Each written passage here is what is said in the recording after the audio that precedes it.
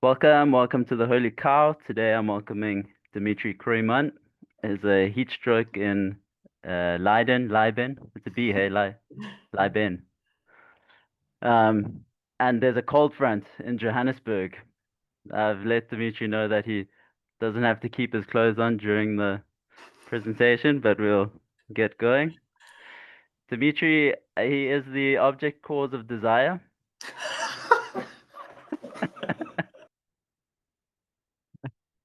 Um, we connect primarily through Philosophy Portal. He wrote an article recently, um, Communization in Absolute Capitalism, Real Speculations versus Bad Speculations, which is what we're going to be aiming towards today.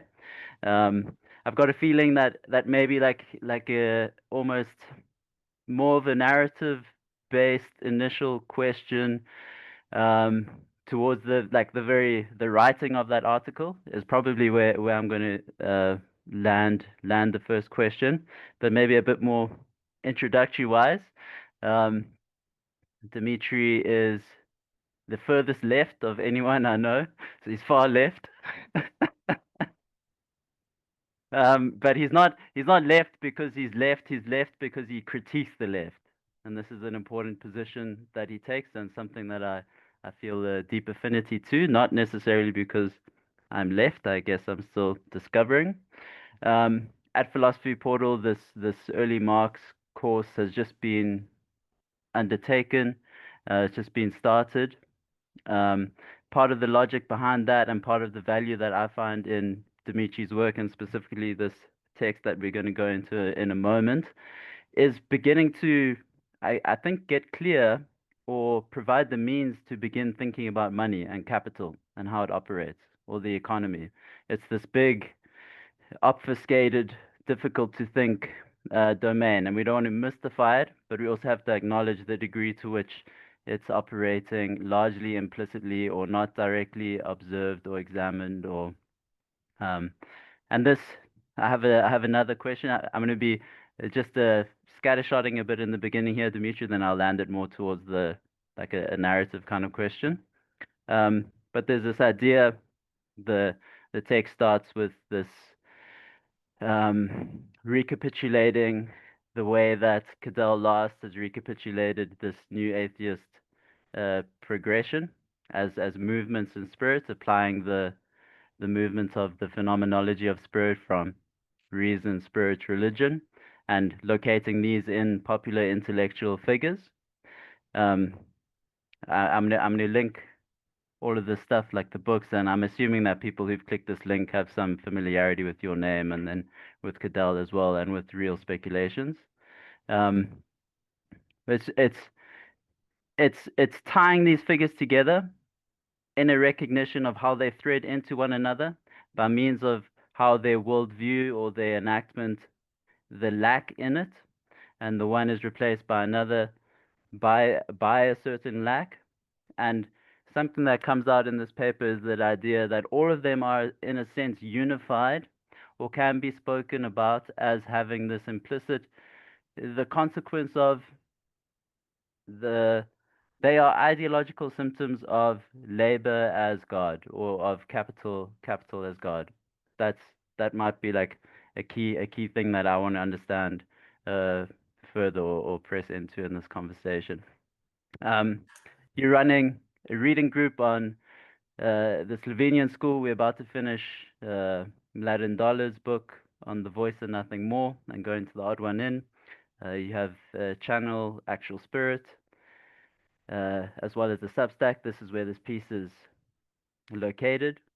Um, and you rap, which is awesome. The the question that I'm going to land at now, I'm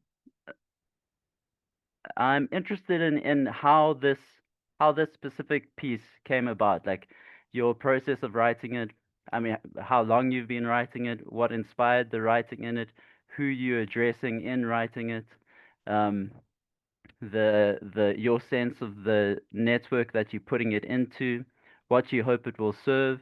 So I guess just like a bit of story around coming to write this this piece, which I obviously recommend people reading. So I tend to start these with incredibly open questions. So whatever whatever you do with that, I'll be glad. All right, yeah. Thanks for having me on. This is there's always a difference between writing something down and actually speaking about it. So how did this piece come about?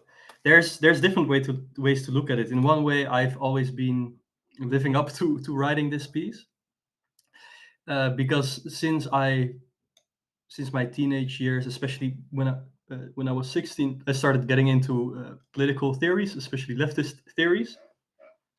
When I was 16, it was 2016. Of course, there's not those things are not unrelated. I was looking at what's happening in the world, uh, but with another event that occurred uh, globally, COVID, I kind of started retracting from politics. And in the process, I was drawn to Zizek as a political theorist. He made me also much more interested in philosophy, just like Marx and the like did. Um, and I was really interested in Zizek's notion of communism. So if we look at my piece in that way, I've been working up to this piece for like the last 8 and 9 years of thinking. Even though I was a teenager, I w- there you know I was that was what was occupying me. So I'm definitely still the result from my history. Um, and I noticed that this period after COVID, I was a bit honestly abhorred by what I saw with political activism, uh, people doing politics, how unreflective they were about the COVID crisis. Not because I was necessarily disagreeing with them on the level of like what political stances do they take, but because I was I knew these people and I thought, okay, wait, but um, we don't really know what's going on. And also, we were all retracting during COVID. I definitely was. Um, so that made me move more towards Zizek, and eventually that's where I encountered Gödel, and my history also with Philosophy Portal starts, and it was accelerated. So yeah, this article, uh, I came out of a period in which I had to do a lot of things that I didn't want to do. And what better way to get back to oneself than to just lose oneself in those things that we naturally go to, which is for me, politics, but also leftist political theory and also psychoanalysis. Um, yeah, I mean, I'm from a working class background. I'm also from a migrant background. Uh, that definitely lives through me, and I um, yeah, we have a housing crisis in the Netherlands, uh, and I almost became homeless like for a while this year because I was kicked out of my house, and honestly that accelerated my radicalization. It's not that once you go through bad things and on the like politically bad things happen to that you will be radicalized, but there it can be a real cause. So also the second re-election of Trump kind of made it more unsustainable to just keep on doing philosophy without entering into politics and really pinning down like, okay, but what if philosophy is a political deed, then what are we really doing with philosophy? And so Real Speculations is a book about many things, of course, but the introduction and also the conclusion are about new atheist historicity. What type of spiritual forms are present in our culture, present in our social relationships, whether that's traditionalist religion, whether that's a more it takes itself to be open, like a spiritual practice, breath work, more like the one, nirvana, these type of things. And then also, the whole atheist spiel of Christianity can be beautiful, but it's obviously not a serious metaphysical basis for us today. And so what Cadell says himself in the book, which I really appreciated, is that in all these figures and who represent certain cultural ecologies, right? They're distilled forms in singularities. They all guard against thinking socialism and communism, and so the Marx course that's been going on now at Philosophy Portal is really working in the lack of real speculations. So there's not only a lack to these cultural figures, but there's also a lack to analyzing these cultural figures. Because of course, analyzing them will lead you to the question, okay, but what about the question of capital? What about the question of politics and of let's say an emancipatory politics that that's not simply how would you say it, progressive, but it's also, at least very skeptical of all the right wing revolts that we are seeing. And yeah, this is where you really start having to deal with the question of communism, and that's how I would like also to frame, communism in our conversation. Communism it's a question that capitalism makes us ask.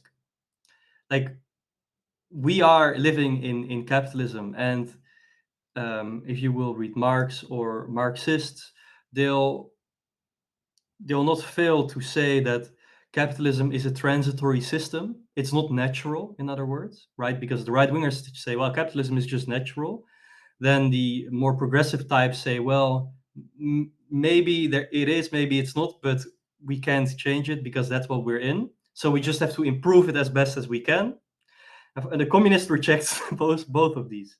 It's like, no, capitalism is not natural, and no, we are not condemned to simply trying to get the best capitalism that we can get. But capitalism is a transitory system, and immediately here, without getting too much in the weeds of it, this is where the problem is. Because if capitalism is just a transitory system, why would I take it seriously? Because if a thinker is simply capitalist, like liberal without knowing it, like bourgeois without knowing it, why would I analyze his thought? But I think where Cadell's project and my project connect is that real speculations are imminent to capitalism, and they point to communism, but not because communism is the inherent standard to which we measure our existence. Like, we have nothing but our own existence to measure itself to, right? This is why the Nietzschean critique of communism as a hinterwelt, a world behind, is totally correct. That's a huge mistake that Marxists and communists have been working with. Now, why have communists been susceptible to it? I think a big reason is because they have tended to repress or disavow the religious or theological basis of emancipatory politics. So now this also connects to new atheist historicity because what all these figures are pointing to, Richard Dawkins, Sam Harris, and Jordan Peterson, they're all responding to something that's true. They're all responding to something that's true. But at the same time, as soon as you are in capitalism, it is not simply that we can decide to be progressive or not. In a way, we have no choice but to be progressive, because the capitalist mode of production is highly revolutionary. It revolutionizes the whole globe. So in that sense, it makes sense that a traditionalist or conservative figure would say, now it's enough. I don't want to change all the time. I don't want everything that is solid to melt into air and dissipate into the ether. I want something to hold on to. I want to have a purpose. I don't just want to do liberal hedonism and do whatever the fuck I want. No, that's not satisfactory. That's not good enough. And Peterson speaks about that, and he speaks to something very true when he's responding to that problem. Now, I would say that the short circuit, the communist short circuit, is actually that where you think you are religious, namely in your explicit identification with Christianity or something, you should like take a step back and see at what your real activity in the world is. Like, what is materially happening? What is your action? Are you like a true Christian, like they could be like, let's say 200 after Christ and stuff like this? Can we constitute Christian communes in the way that they used to do in the Middle Ages or something? And it's like, no, like we are at the behest of capital. And this is true not simply for the working class who has to sell their wage labor, but this is also true for the capitalist who has to invest in capital to create more capital, to invest in capital to create more capital, right? So we're in these, you could say, ritualistic loops. And these ritualistic loops, they work, but they're also totally abstract, right? For example, take a look at the GDP, or take a look at productivity. When I am saying like productivity in a sense of economics, we're talking about something very specific here, right? We're not talking about like 10 top 10 life hacks to be more productive. No, there's like complex calculations you can make on empirical data to look at productivity. So before giving it back to you, what Marxist project is about is really looking at, okay, we have the discipline of economics and we live in a capitalist society. But what is presupposed in that? Like, what does our activity presuppose? When we go to the store and we buy something, it just feels natural. I'm thirsty, so I'm buying a bottle of water. But what is really happening there is that transaction constitute like an atomic level of what sustains a whole macroeconomic system spanning the whole globe, right? So on the bottom we have all these microeconomic activities. On the top we have this macroeconomic system which we can analyze, and the difference between these two is actually very hard to see how they exactly overlap. But Marx, what his project was about is like looking at what is already presupposed by those who analyze that system. And that's where you start seeing that maybe like capitalism is actually very much religious, and it's there that regardless if you say you believe in capitalism or not, it's like, yeah, you act it out, you believe in it, so that's where we can start. No, that's great. It's a your thinking is it's really a contribution to this thought milieu, or to others hearing this and reading this and thinking this. Um, I appreciated that grounding in the some historical personal narrative, like 2016 with Trump, and then the COVID retraction, the like thinking about Dawkins. It struck me yesterday, and it was just like in parentheses in your article, this like associating Dawkins rising with the 9/11 moment. Is that kind of observation kind of gets like uh we're not quite sure what to do with it, but it's like it's the material context out of which this figure expresses this rising sentimentality at that stage against religion. He was like, okay, I'm done playing nice. Like now I'm gonna call it what it is. Like religion is this delusion, and we must be done with it. And then he emerges as a figure, and then like whether that's it's not, I don't think it's really important, like if that's like the causal origin of then the cultural uptake of this new atheism vibe, or whether like they're just feeding each other, bouncing off each other. It's probably similar to the micro macro instance that you pointed to in terms of our participation in capital every day. Like I wonder sometimes what my daily coffee ritual amounts to, like what it means that I go to like a cafe and I do this exchange with the, like how's that situated? Um, what is this participation? Why do I feel like a sense of belonging in a context that I'm otherwise retracting from, or otherwise in um, a not normal labor relation with the ongoing of capital? Um, and that's probably because of how I'm situated within a household. And I know you bring this up in the article as well, like this dynamic between the way that family affairs, like the encroaching of the market into family affairs, and then like what do we do with that? Um, there was a piece there that maybe we'll get to later in terms of the the movement that we should be thinking about, and I know you expressed that you're against this sense of or the idea that we arrive at the universal notion and then we do the work. I think this is how you're differentiating the real speculations and the bad speculations, which is probably um, the question space that we could go into next, like making this distinction. I know your previous work on bad infinities helps you to articulate the um bad speculations. The infinitization of bad infinities was the line that stuck out. Mladen Dollar's expression of how capital is functioning, or capitalism, or the context that we're in.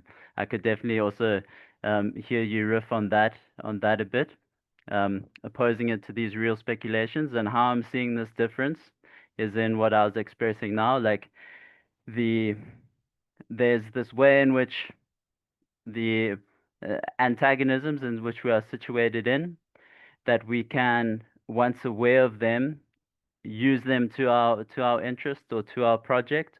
So maybe we can point to an antagonism in the market or the way that capital functions, and then we can use our pointing to that to say that like this is the solution that we must go to, because this thing that we're pointing to will be the resolution of this conflict.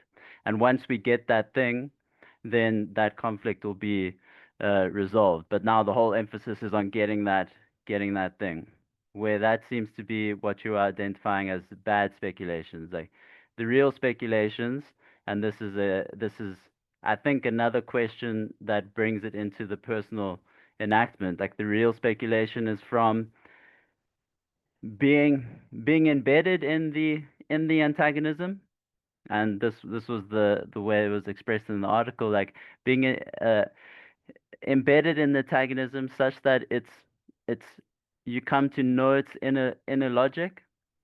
And so this is like why I'm taking it that like a key influence for you, Zizek, a key influence for Cadell as well, Zizek, who's always thinking with the historical moment, like with what is happening, so that you situate your thinking and your living within the antagonisms of the moment, that and hence the necessity and the gift that this article that you produce, which helps us think the capital situation. So I hope that wasn't too much like a scattershot, but I think it would then land to initially like prompt you to speak a bit on this distinction between real speculations and bad speculations, but locating that in the momentum of your own project, like getting toward communization and um, Yeah, that's huge. That's really huge, because this so the idea of bad speculation, this is a something that Mladen Dollar works with in a paper that he's writing on what he calls real abstraction, which is a concept about of a certain Marxist that talks about how even though capital might be an illusion, it's an illusion that's operative. to really simplify to the utmost. And this paper, he wrote this in 2022, and then also in 2022, Zizek's Surplus Enjoyment was written. So, and these guys, they're like best friends, right? Like they're talking all the time with each other. So there's a conversation going on there, and yeah, I chose really to like take both of their analyses very seriously, and my concept of communization really works within that conversation. So you already pointed to the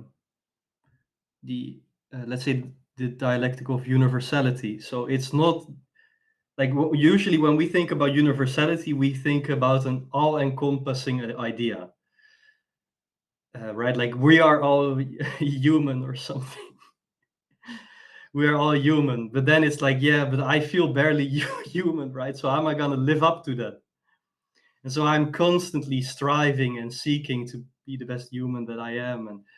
And psychoanalysis argues that on the level of the abstract universal, desire is operative, right? So there's this striving that is at the same time at a distance from its goal, and it never gets there. And as soon as it gets there, it collapses. So capital is a no. So on the other hand, there's also the concrete universality. So concrete universality is Hegel gives the example of Plato's Republic. And actually, I think that this is the way that we should read fiction. I read especially science fiction as a concrete universality. So how does that work? Well, concrete universality is like reading Plato's Republic, seeing that it is a very, in a way, like an idealistic proposition about how a utopia conceived of by Plato, conceived as by Plato in his time would look like. But for Hegel, it's not just like that Plato is saying that we have to get there. No, this book is actually providing us with the key that we need to understand how Plato's political system really worked in his day and age, right? So it's like your ideals are already operative in your action. Or one could say the ideals of a society or a civilization are always already operative in their systems, right? So for example, with capitalism, again, we can say as a liberal, we can say capitalism, of course it's not perfect, but liberal democracy turns out the best way to to improve it, and therefore we have to live up to it.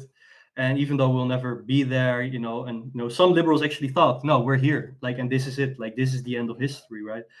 But no. So concrete universality is looking at how at the failure to attain abstract universality is already that's already how the universal works concretely,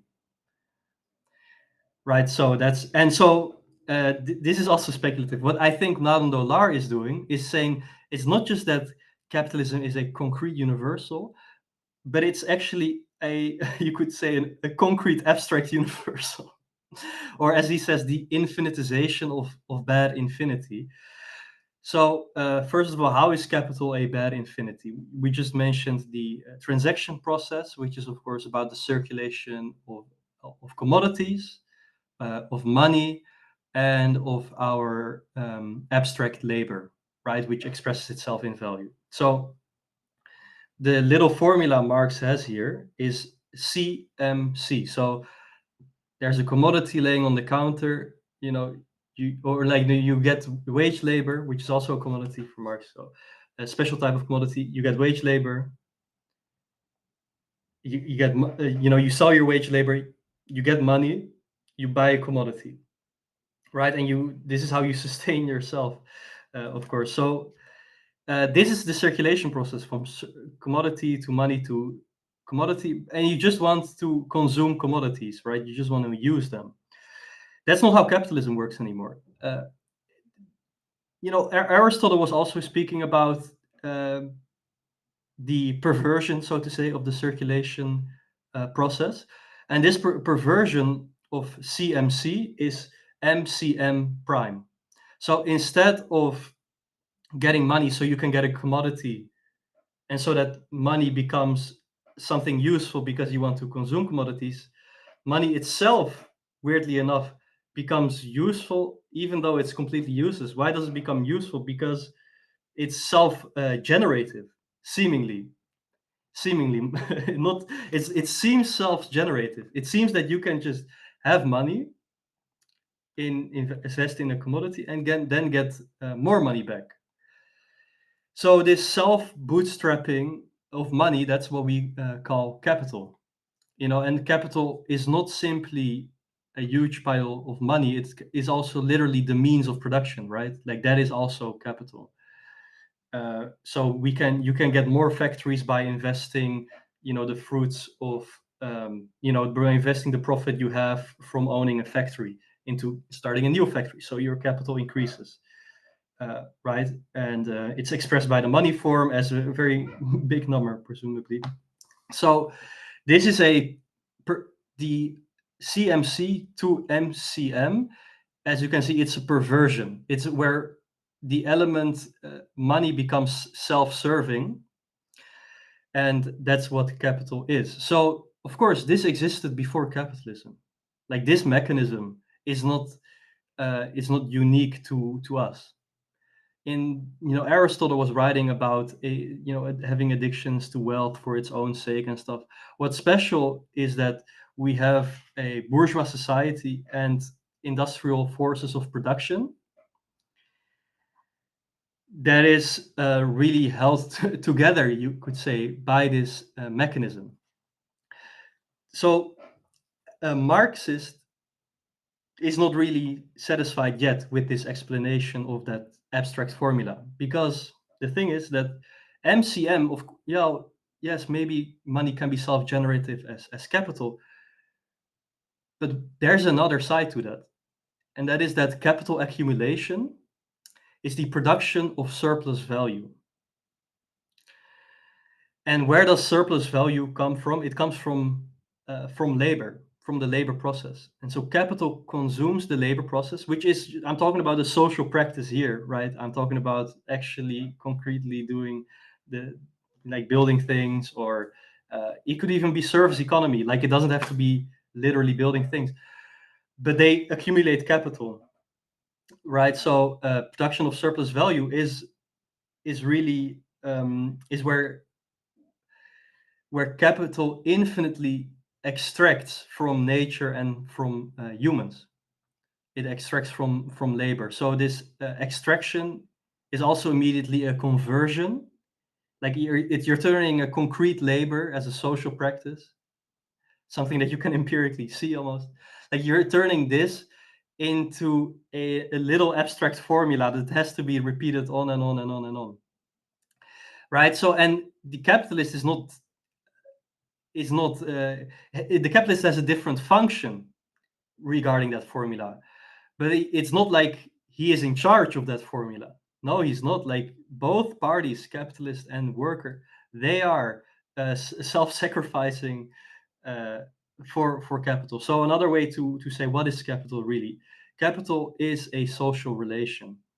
Capital is a labor relation. Capital is a way in which um, in which we organize our social relations. Of course, not because we decide to. It's not like we have decided to, like, let's create capitalism, but it's a bit similar to language, like, right? Like, well, I just have to follow these grammatical rules because otherwise there's no way I can relate. I have to enter into capitalist contracts because I will not be able to sustain myself without it, or I will not be able to invest my capital to sustain whatever life I have without that, right?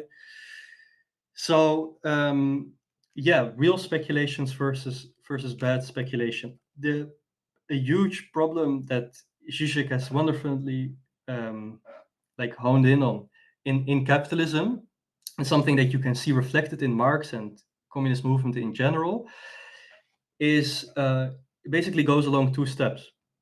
First, we are alienated in capital, right? Like I sell my wage labor, I perform a certain concrete labor, which is valorized for the accumulation of capital. And this is I don't own this myself, right? I'm not deciding over my own fate. And this is, I mean, there's multiple ways we can look at the alienation in capital. The psychoanalytical critique, or the Zizekian critique of Marxism, is that too easily communists have been falling into the illusion that the fact that it is so right now, and the fact that capital as a system is transitory, means that there is a non-alienated state to which we'll go by raising the ideals of bourgeois society, to be able to face the real processes occurring on the level of industrial production, right?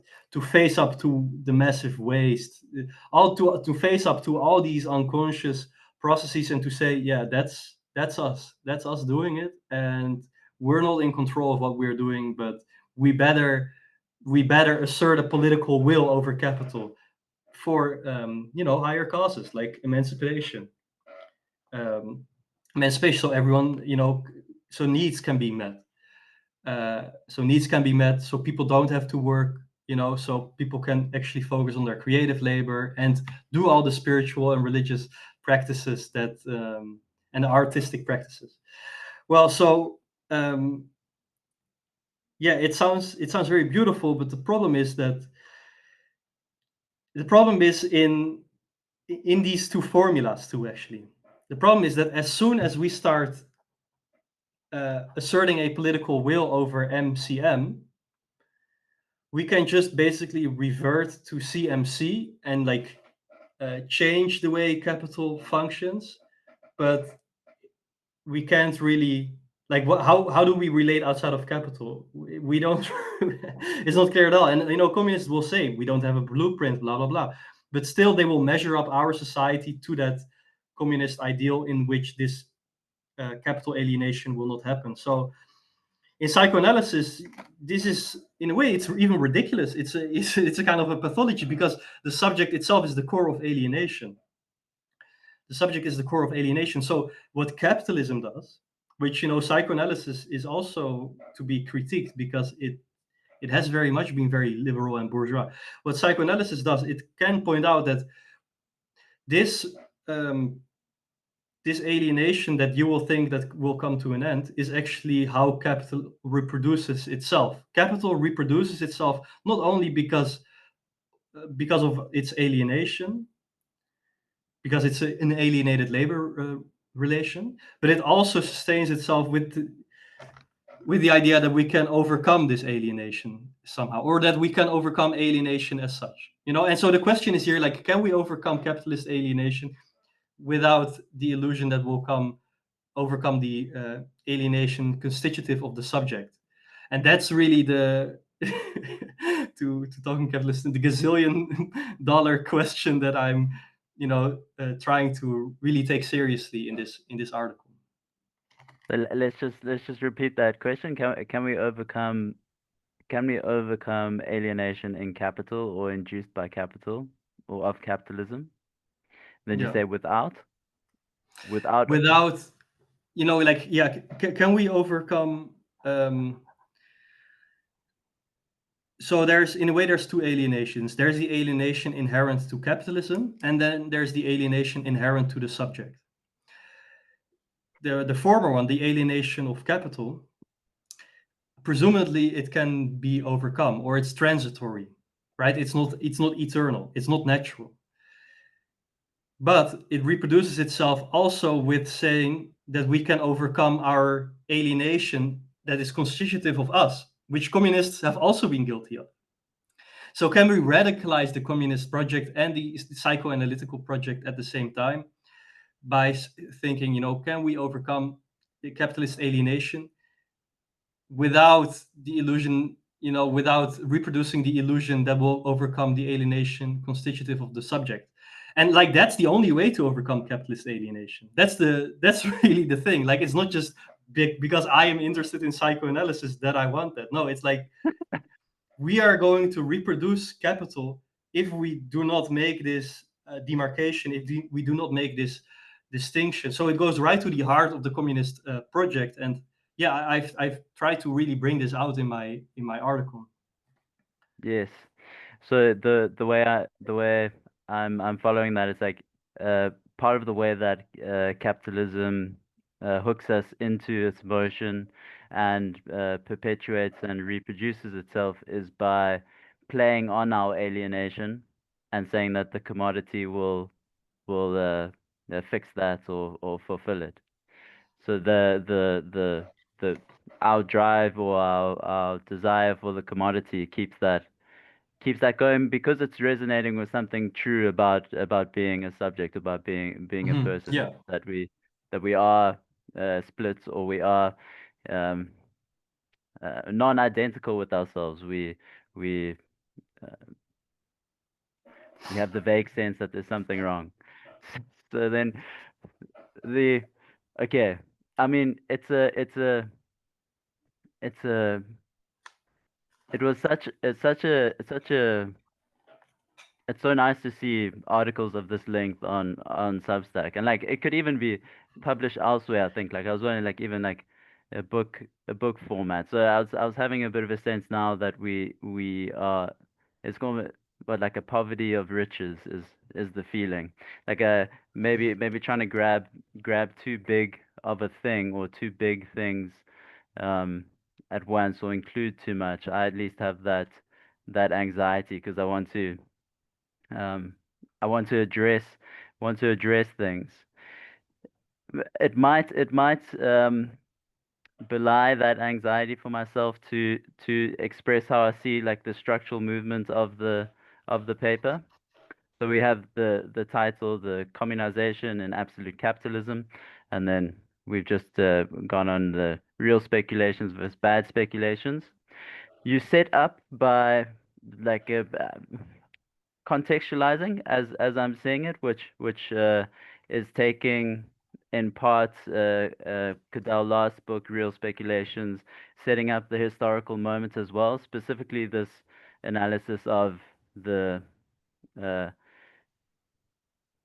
the negative the unity of this new atheist movement from Dawkins through Harris and Peterson as stand-in figures, and then identifying the moment of like um, identifying an aim in Cadell's book as being sublating or um, pushing us through whilst taking in the Peterson's moment, and which is this like exemplary of this cultural reemergence of an interest in religiosity, or religiosity at least in the domain of a conscious identity project or mythic identification Hmm.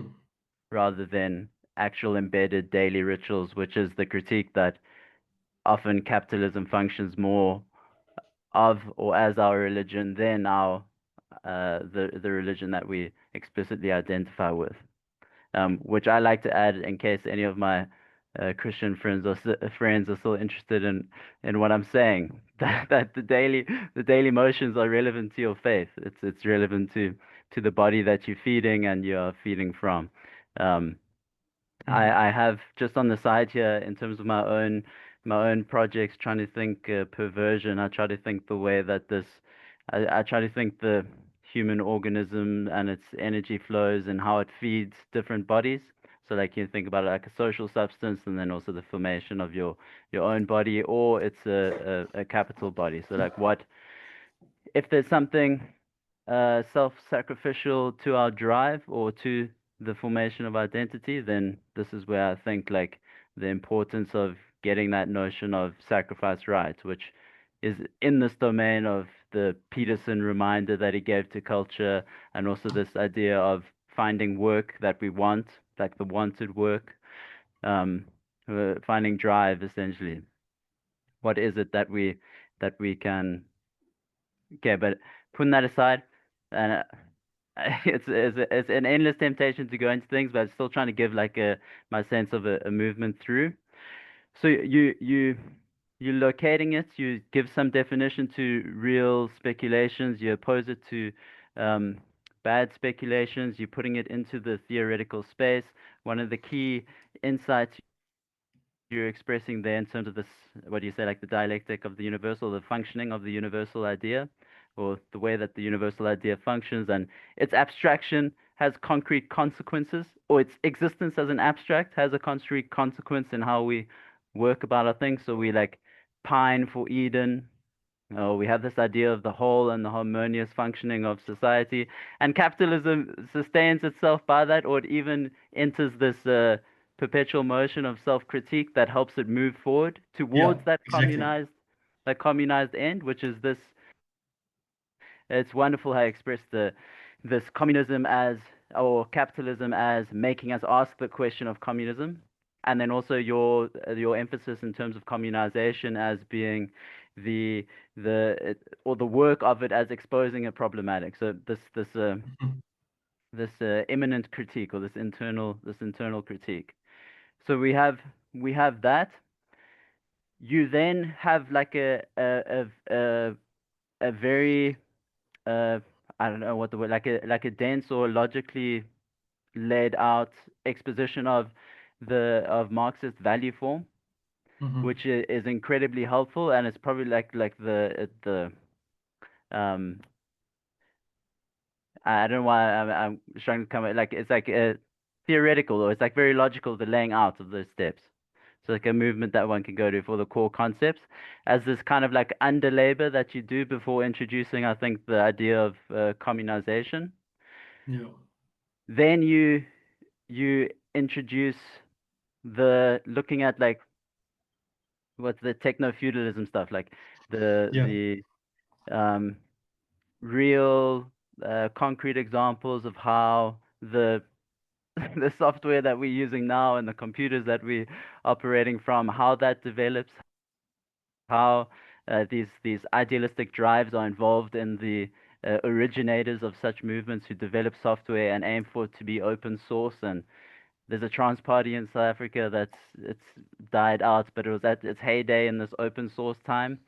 The name of the Mhm. party was Open Source Africa. I love mentioning that kind of stuff.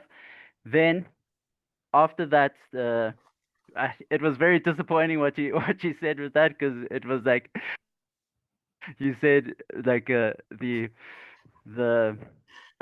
is not communization happening already, like, with these kind of movements, and then you're like, no. Yeah. Yeah. um I appreciated that grounding, and especially I think that part of the conversation is really important, because I mean it's literally what we're interfacing through and with at the moment.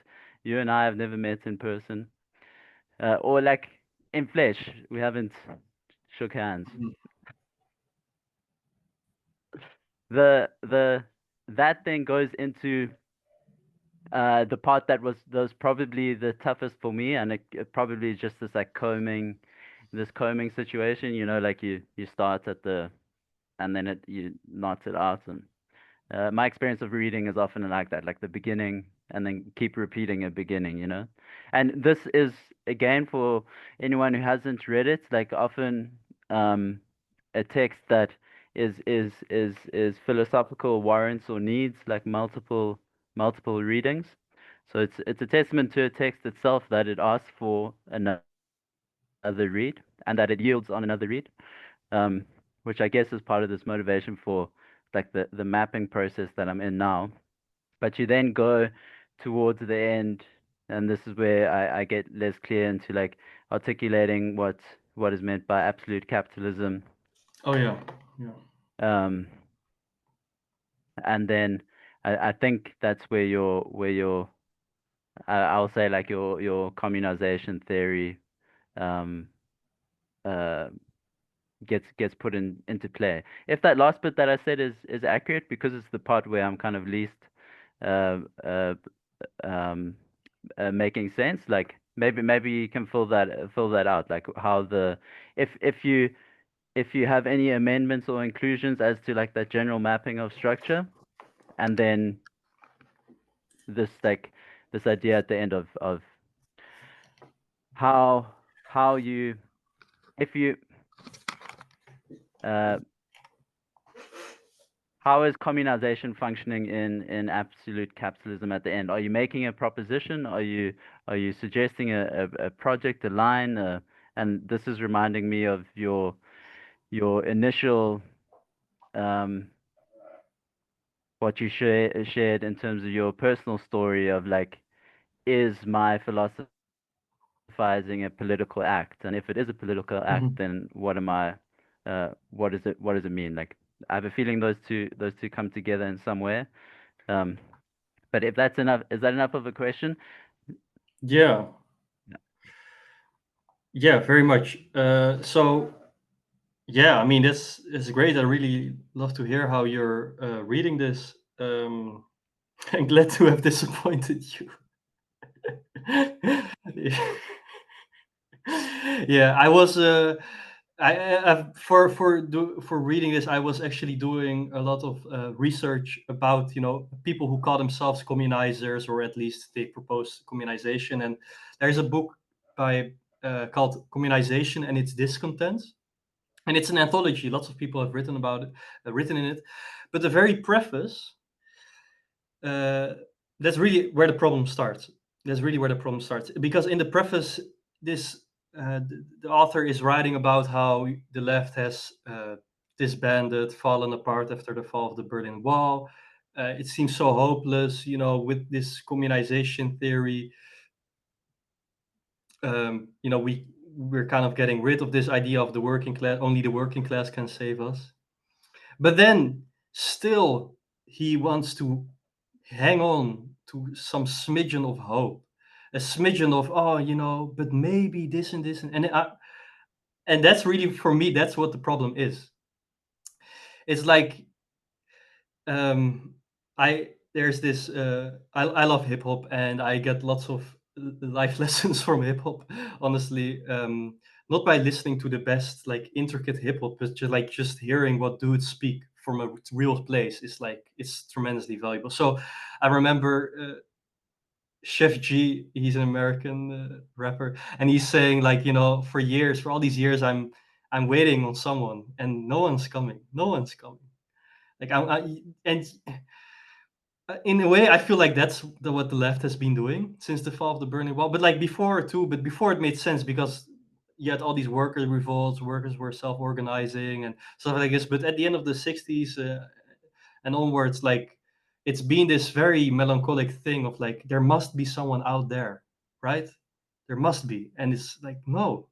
And that's like, then that no is, for me, that's the starting point from which we are speaking from a truer place than if we just keep repeating this idea of, maybe it's LGBTQ, maybe it's the Palestinians, maybe it's uh, whatever. Like, there's all these idea of women, and of course I'm for their for their struggles, but I think the left is actually very, very perverse. Talking about perversion, I think it is very perverse to to to to use the struggles of others, and say, like, the Palestinians, they're in such a shit, like, perhaps they'll, like, perhaps the emancipation, revolutionary emancipation, will happen there.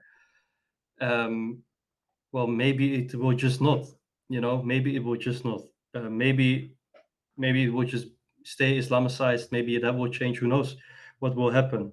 So yeah. So the very first part of the article is a response of mine to Cadell's real speculation, and actually, when I started writing that article, the first sentence, I believe it was like, I always read text out of context. I always read out of context, and that's actually really like how I started. I had this idea of like, I want to write a response to Cadell's new book because of course it merits a response, and I also really want to publicly write a response because I'm in that conversation, right?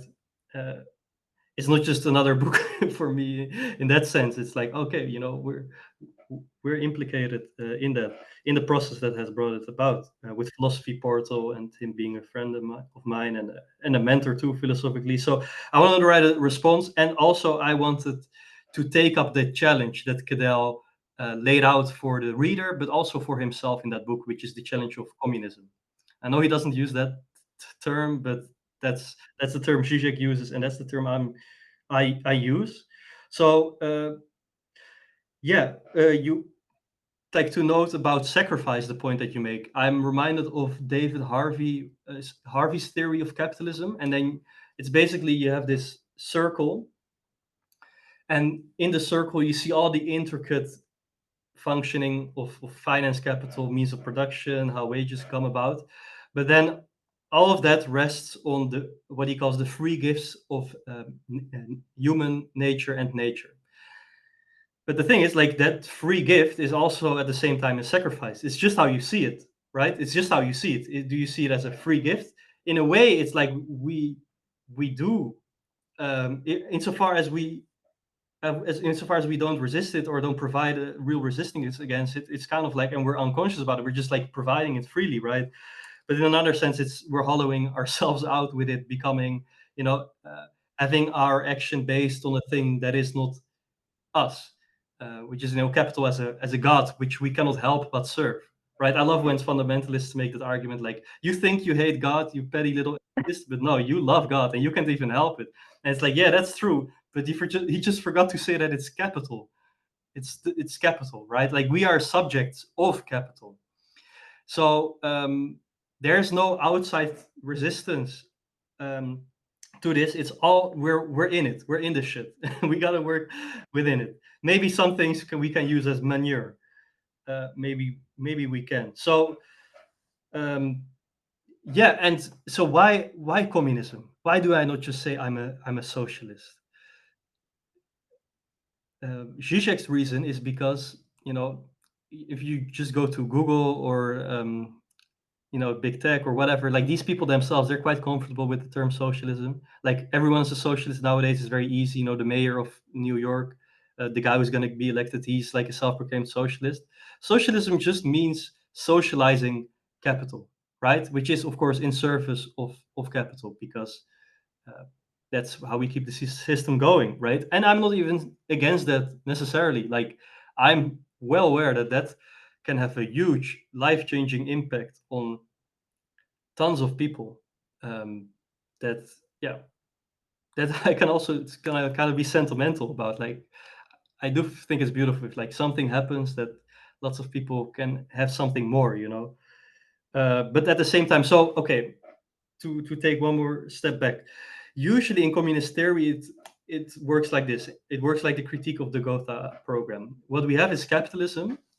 What we need is a dictatorship of the proletariat, which will emerge actually in capitalist wars, right? Like, the Russian Revolution happened because of the First World War. The German Revolution also happened because of the First World War. The Italian Revolution failed, just like the German Revolution, but they were intimately tied up with the war. China Revolution also. I can go on. So then, out of the ashes of the capitalist wars, you get the civil war, the class war, and the dictatorship of the proletariat. At which point you can start to assert uh, dictates over capital. Like, what are we actually going to do outside of the free market? Um, and this gets you on the route. Not That's not simply socialism, but that gets you on the route towards socialism. And then, of course, it's a self-bootstrapping idea that just as of itself goes to communism. That's at least how it's been read. For for me, I view it differently, especially from this article. For me, we can already do socialism in a way, or what I call it more precisely. I call it socialization. So socialization is changing capitalist social relationships, and in a way, I guess, emancipating them within capital. So, for example, universal healthcare, without profit-driven motives in the USA. That's socialization. Health, like pension things, like all these things, in a way, they are socialization. And again, I'm not making a moral judgment. I'm not saying communism is better than socialization. It's probably going to feel much worse. That is communism. We don't want communism. Like, we don't want it. We're going to do everything in our power, not just the capitalists, not just the warmongers, like the whole working class. We're going to do everything in our power to not get communism, which is why I'm kind of calling for it. So communism is, of course, it's impossible. We are subjects of capital. What else how else could it conceive of it? But capital is also impossible, right? And that impossibility of capital is shown in the war. Before Russia invaded Ukraine, I mean, after it invaded Crimea, so what was it, 2020, 22 or something? That when they invaded the Donbas region, before that, everyone thought it was impossible. Everyone thought nation state attacking another nation state, like a nuclear nation state attacking another like European state, that's impossible. Of course, that's impossible. Putin, of course, he might be crazy, but NATO just wants war. And then it just happened, and now it just is the case, and nobody is questioning it, right? But now we have different things, right? Now we say, what do we say is impossible? It's impossible if there's peace in the Middle East. That's what we say, like it's impossible if Gaza gets properly rebuilt. It's impossible if the Palestinians and the Israelis, and I mean the people living there, and like it's impossible if they reconcile. Like these are all impossible. Of course, they are impossible. Like it's bombed right now, these places. So Ukraine and Palestine. So war, that's the thing with war. War is impossible until it happens, and then it's like, of course, human beings do war. That's what we do. We're never going to get out of it. But in the same way, I think we should think about communism. Like, yeah, communism is impossible. But who knows? Maybe there's already the real movement today, and it will,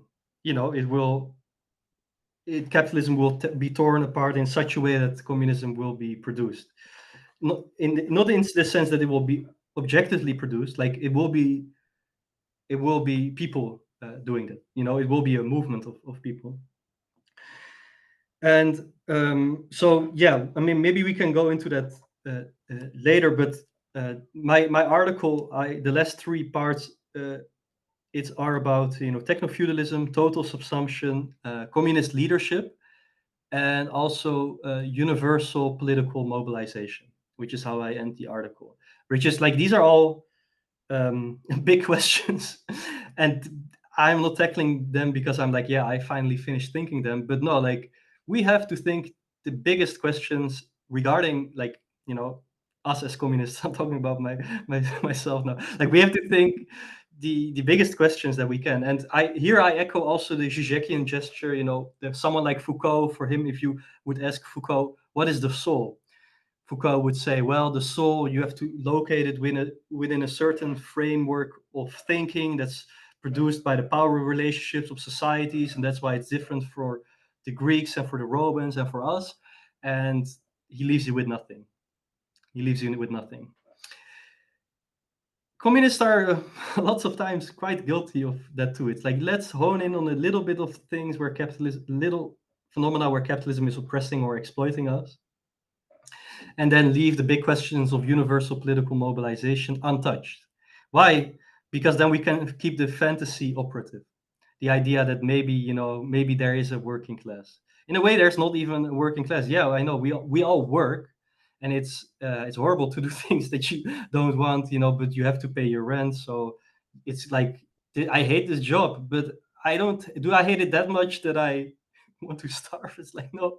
Or do I hate it that much that I want to get another job that I will just hate maybe more or less? It's like, you got to weigh this up, right? Like right now I'm doing menial labor, and it pays like literally like very low. So I could get a job that pays me more, but then I'm like, yeah, but I kind of like how this job, I kind of like how I don't like it. Anyway, back to the whole socialization thing. I have to clarify that socialization is how we can continue capital, and we can use democratic deliberation for that. Maybe unions or socialist parties, whatever country you're from, in the parliament. But communization is really about that impossibility. So in communization is a process. Communization is the real movement. So it's not that it's there in the future. In a way, it is already here. Like we already are in communism, because capitalism faces us up to communism all the time. And this is why communization is a problematic. It's a problematic.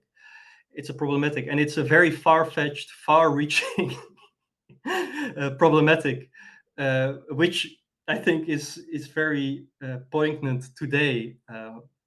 Just look at the world. Just today, I was thinking, like the climate change and stuff like this, like the whole right-wing backlash against that is, it's obscene. Also because, I mean, in a way, I understand the right wing, and like we don't have to dream about nature and returning to the balance of nature. I agree with that, but also the right wing is guilty of saying there's such a thing as nature. We have to denaturalize nature. Everyone has to do that, but it's like please God, like let's regulate the climate. Like whether like whatever moral things we feel about it, like if it's sad for the seals or not, like I don't really care about that, like but we evidently have to regulate the climate, and in capitalism we can't. I don't It doesn't seem like we can do that. So yeah, communization is really is not the market, but it's also not the state. That's the thing, and that's really like the connection. So I'm a Zizekian. I'm working from the presuppositions that a Zizekian works with. That's how I think communization. So what Zizek will point to is that today, what presses upon us, again, it's already here. What presses upon us is war communism. Communism. So he says there's issues like climate. He will say, nature, but also war, like issues that call for a response or call for a solution that is not market-based, but also not state-based.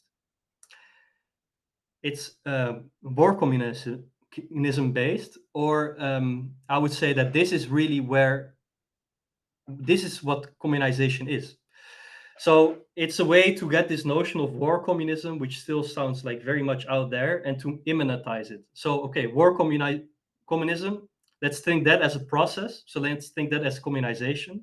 But let's think this not as a process, as a bad infinity that will just progress and that will get better and better. No, let's think it as a process of breaks. And each break in the process of communization, which is itself both communism itself and also the production of communism. Those are the same. It's the means and ends in one. That's communization as communism. This process of breaks, each, let's say, iteration or each break comes about by, one could say, the imposition of a communist measure. So, in other words, it's a radical measure that's neither market-based nor state-based. Now you can see why I am critiquing the dictatorship of the proletariat, which is not original. This is, I mean, the communization people have been doing that, but that's also what Zizek has been doing it. I know from what I've seen, nobody's been paying attention to that.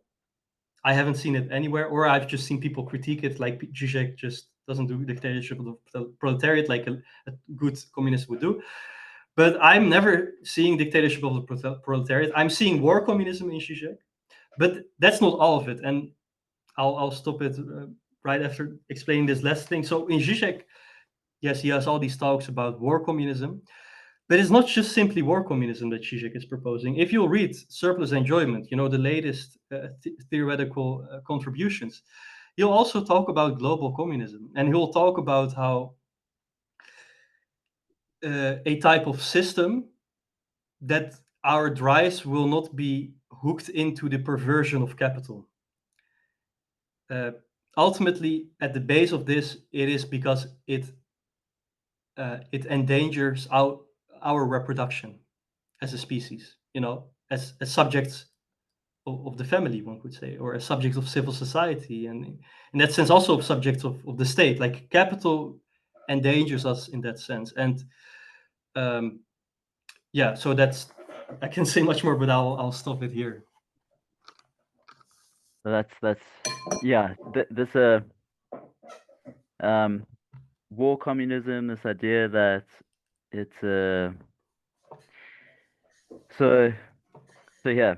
The communization is this real movement of the liberation of value, but more importantly to what was being said now, it's like to prep for to like it's the preparation for the abolishing of the conditions of life that are determined by wage labor. And then like in an immediate sense, Mhm. like even the way that AI is changing the workspace, there are these like there are these it's not necessarily a political force abolishing something. There is the abolishment. Like war would abolish the conditions for how um how we're operating within the market or how labor is operating. So then it gives this emphasis of like communization or thinking there is a preparation for.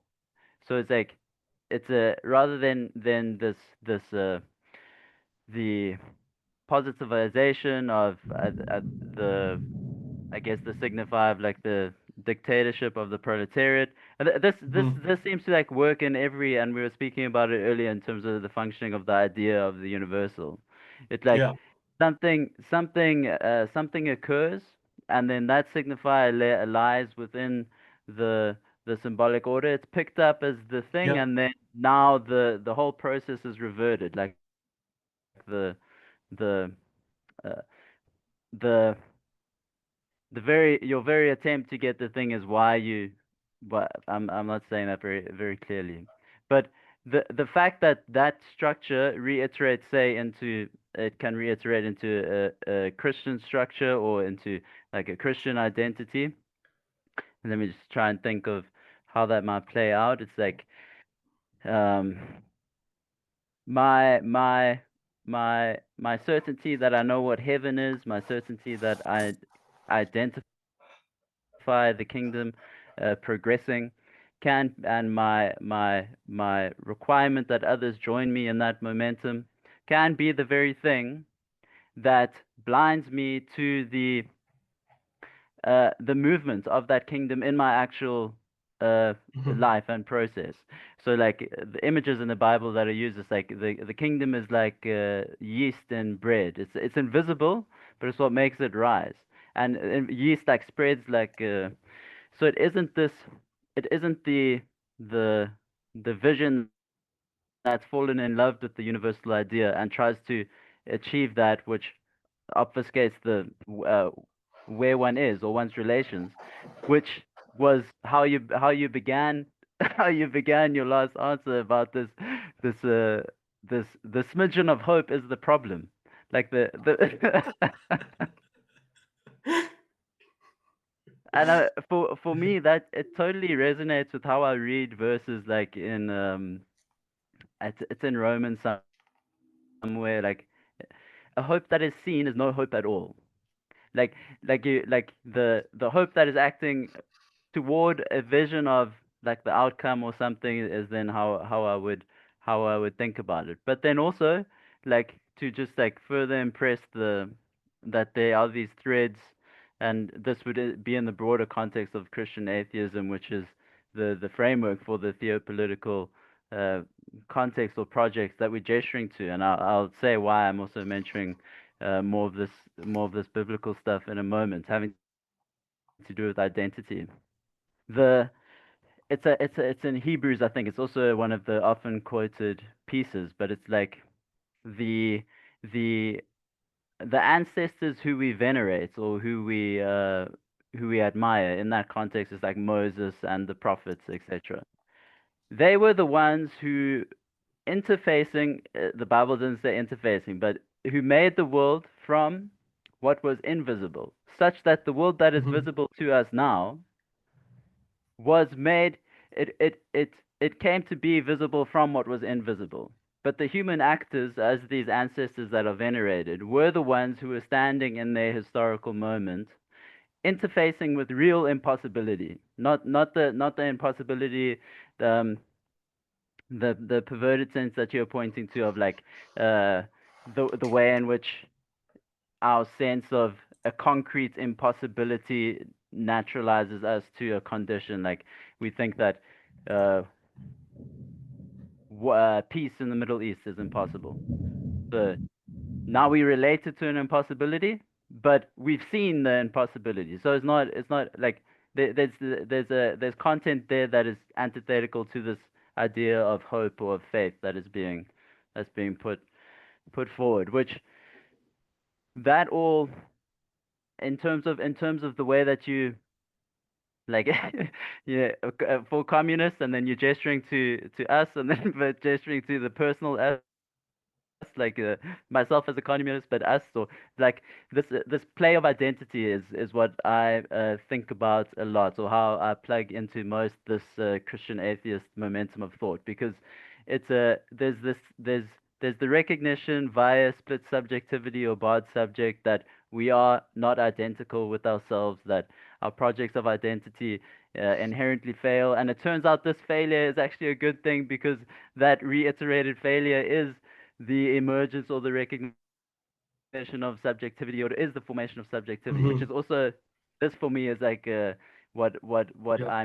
what most impresses itself on me in terms of like what I see as foundational uh, Zizekian orientation, like and I suppose Badiou, but I'm not too familiar with that. Like the thinking of an event, like these moments that um I also want to plug your conversation that you had on reconciliation in Hegel. It's on your channel. I'll put it in the things. But it for me, this notion of history and events that I'm pointing to really um, came to fruition in the process of watching that video and thinking through the TRC, like the Truth and Reconciliation process in this African context. Um, like I was recognizing that what am I doing when I'm trying to reconcile myself with this history? And it's funny, like I'm trying to reconcile myself with the reconciliation project. But what I was reading about, like the truth telling, there's something in the truth telling that first of all, like the emphasis needs to be more on that, coming to the truth telling, the reconciliation that happens like an after effect. But the truth telling is not is not giving the final account of what happened. It's like Hmm. it's not the total picture. It's not the like exact, or I don't know how else we want to think about it. Like this exactly happened. Like the more that truth is told into the situation or about the event, the more it becomes an event, which means it in some way is excessive. Like it exceeds our capacity um, to resolve it or close it. So it's an event. So being reconciled with history in that way is being reconciled to a moment in that way. Then it threads like this. So I saw a glimmer of this as well in the way that you spoke of this process of communization as functioning via these kind of breaks. And Yeah. then there's this like fidelity to these breaks. Yeah.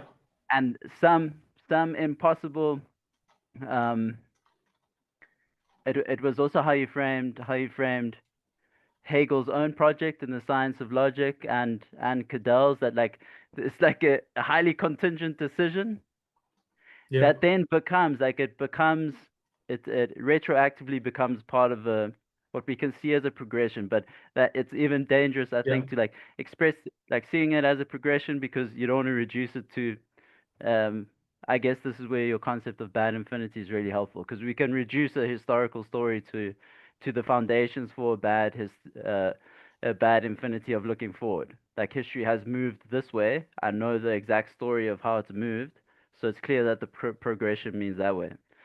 But that's all to uh, circle back onto that the idea of the function of identity, or what we identify as, like this difficulty of um, you recognizing that Zizek is speaking about communism.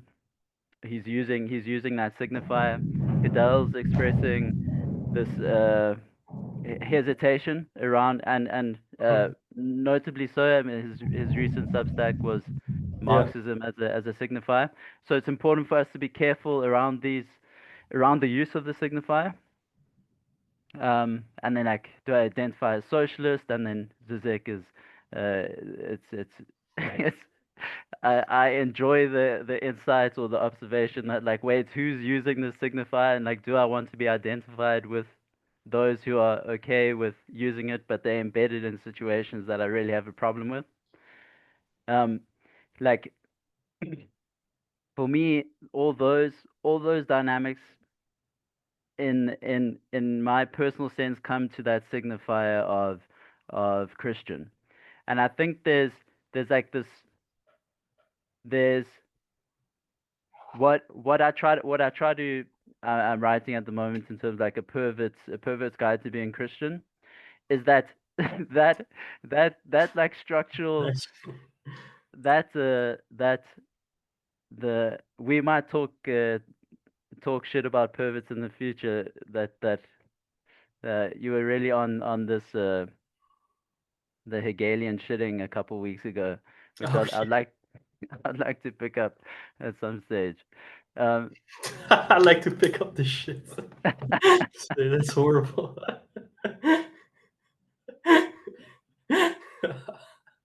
Unhappy spread it pun. out at least.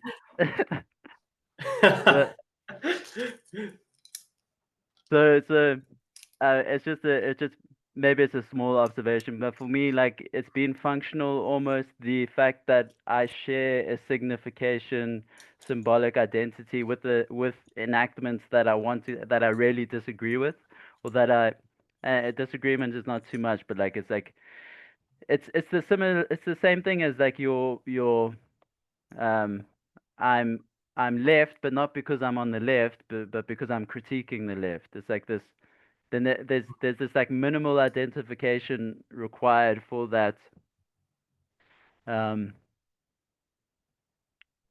maybe that's how I was thinking about it, and it's coming to a certain sublation or consummation and thinking about it now. But there's this like minimal.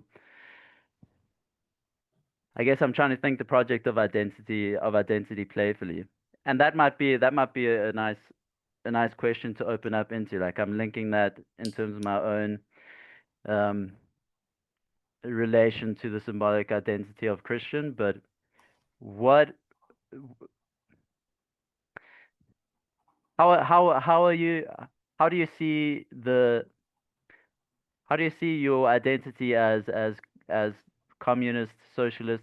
How do you see that functioning, and how do you see it as um,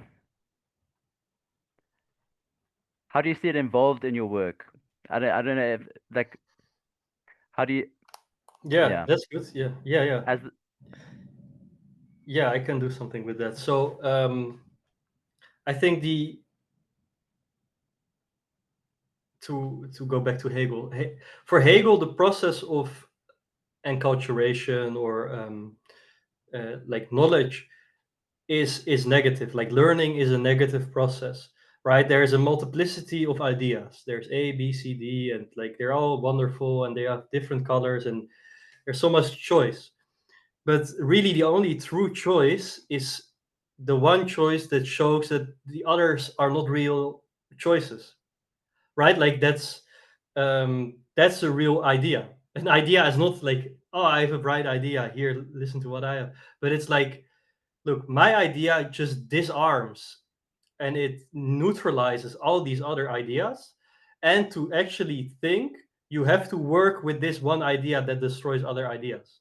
That's what Judaism has done in terms of God, right? Like the one true living God. The other gods are not just a nuisance, but they're not, they don't even exist. Like you're preoccupied with a phantasm, right? And that's what Christianity does too, right? Like this God as the Father in a way. If he's not if he's not incarnated, is it really God?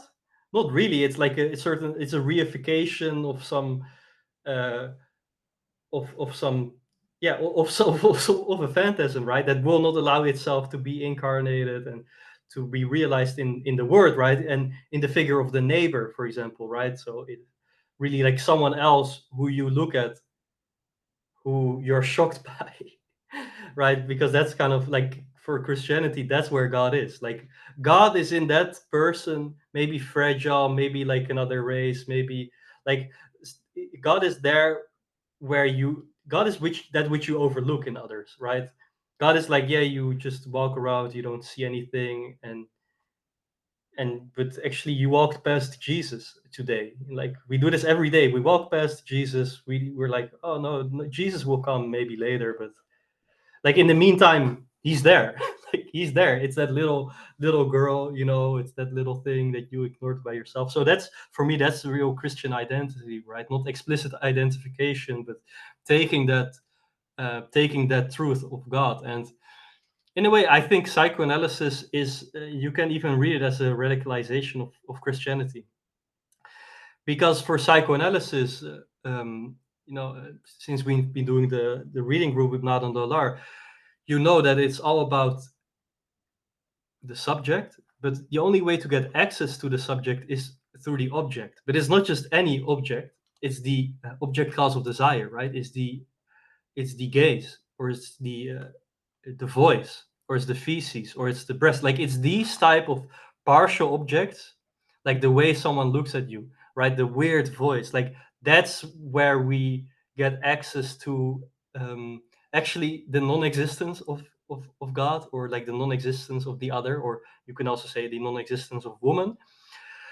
But really, by um, going in this negative psychoanalytical process, which has these Christian roots, and which have these Judaic roots, there we can go through like subjective destitution, right? That we like face up to our symbolic castration, not because we are insignificant in the face of the other. That's got nothing to do with it. Actually, that's reifying another type of identity. What psychoanalysis is not primarily about the lack of the subject. It's the primacy of the lack is really the lack in the other, right? But it's like you have to be lured, you have to be how do you say, like you have to be attracted, you have to be fascinated by the object A, not to stay with that lure, but to see, okay, object A brings me to that interruption of the lure, and at the ground of that is the inexistence of the big other, right? And your lack as a subject is paradoxically so grounded in that lack of the non-other. How is it grounded, right? How is it grounded? It seems like utter madness, and it is. It is a moment of madness once you face such things. It's a moment of madness because it's unsustainable, right? Like we're always looking for someone. We are always someone or something like this. There's always a voice. There's always a gaze, right? We're always looking, or others are looking at us. Even if there's no one in the room, we can feel seen, right? We can feel like that we're being seen way too much. So, but that, like, coming to know, like, well, okay, that's really absolute negativity. Like absolute negativity is not just a big hole. Like there's everything is happening there, right? There's apparitions flying by, ghosts, like phantasms. And this is actually how I also would propose that we read Frankenstein by Mary Shelley. Of course, romantic literature, early 19th century, the same time when around Hegel and Schelling were doing their thing. And so Hegel has this one quote about the night of the world, right? That the self and the subject is this night. It's this night of the world. It's this lonely night. Uh, but this lonely night, it's not a lonely night in which there is just nothingness. Like things pop up, and this nothingness cannot even stay nothing. You're not left with like a serene or peaceful nothingness, right? And Mary Shelley actually had the idea to write this book, Frankenstein, because she literally describes that she went through such a night. She went through a lonely night that she was terrified by the images that she saw. She also went through like some negative experiences, had this lonely night, everything was dark and black, and still all these monsters came up. So she was writing from that place, and now this book is like mega famous. Uh, that's really because there's a fidelity to subjectivity there, and it's the wild thing about this book. It's like she was 18 or 19 when she wrote it, which is really super impressive. So why am I saying this in regards to identity, and what the hell does this have to do with Marxism and communism? Well, for one, identity can function as a break. When I'm in a room of of people with all types of different religions and political parties, I can say, well, yeah, but you are all liberals because I'm a communist. Like, you're actually all the same in relation to me. And why is that? From what place are you speaking when you say such a thing? It can be a perverted place. This is why it can be so dangerous. And I think Cadell, in his recent article, is pointing to the danger of that. Like, you can alienate yourself from real existence, from real social relationships, by saying, well, but everything that's happening here is not, like, it exists, but it's not real. What's real is the identity that shows how everything else is fake, because you guys are not acknowledging the truth. And would that person be wrong to say such a thing? Yes and no. Well, it's true that we don't talk about capital, we don't talk about war, we don't talk about these things that communists want to work with. On the other hand, if it is also a perverted identity from which that comes, that like just closes off itself off because it cannot actually bear this gap in a living dialogue with others, and just has to assert it, and has to have followers or other people who they think have the same imaginary figment, like that's got nothing to do with communism. uh, but it also has everything to do with communism, because they have been very susceptible to it. They have been very susceptible to it. So I would like to really make this impossible. That's so how do you make this impossible? Well, I'm not really trying to come with necessarily with anything new, but to me, communist identity has to be grounded. And again, it's not a grounding that's firm and peaceful, but it has to be grounded in the madness of proletarized subjectivity, right? So that's actually how I want to read the proletariat. And so the working class does have a place in in my thinking. It's not that I'm against the working class. I can already hear the communists like would listen to this and be like, oh, this guy, he's like not for the working class, he's reactionary. But no, I am working class. Yeah, I am working class. And besides, like, I mean, I work, but you don't have to work to be working class. It's not a sociological category. So what is it really? Like, proletariat subjectivity? This is a term I take from Paul Matic, who was a left communist. And I think the left communists, one way to read them is they were really the hysterical communists. If the communist movement was subsumed by capital and became perverted, we can read the left communists as the hysterics going mad against this. And so, again, not providing a solution on how to avoid that for the next time, when, like, and if it will emerge the next time in whatever form it will take, but really, like, that's where the hysteria is. So Paul Matic was talking about how we have to proletarize Marxism itself. Marxism, in other words, is Marxism is a communist heresy of capitalism. It's just another variant of, it's another flavor of capitalist ideology. That's how it functions. That's how it can function. Whether you are making a YouTube channel about communism and earning money of that, and trying to keep up a business in that way, or you're like trying to build a country and you open up the market economy, and at a certain point you're like, the Communist Party of China has like 80 million members. That's way more, that millions of more people than the population of Germany. And they're explicitly Marxist Leninist. But like, does it have anything to do with Marxism and communism? I think it shows something about the history. So we have to proletarize Marxism, which is really to like think Marxism towards the lack in the non-other, And so, because that may sound abstract, I want to give give an example. Capitalism is the contradiction between the industrial forces of production and bourgeois society, right? The society where we have rights, where we are principally equal, where there's no caste system, right? We can principally all enter into the workforce and be property owners. So the proletariat, and this is Marx is drenched in this. The proletariat is that which has to be excluded for bourgeois society to sustain itself. It's basically, you can see it as something metaphysical, but it's that segment of the population which is on the one hand, they conceive of themselves as bourgeois. On the other hand, they don't have property, so they could never conceive of themselves as bourgeois, right? It's like um, Gary's economics. He'll talk about how poor people think about the economy, and that poor people they will enter into university, or like they'll grow up and think like, wow, everyone's like going on vacation, like everyone's getting these like degrees, like I can barely like pay my rent.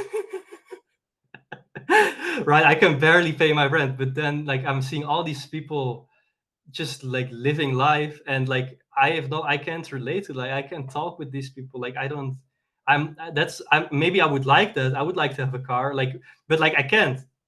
And so that's really the proletariat, right? Like there's no way for you to even begin engaging in that society, right? Because the moment you enter in it, like there's all these things that come along with it. So proletarization, as I say in the article, is hystericization.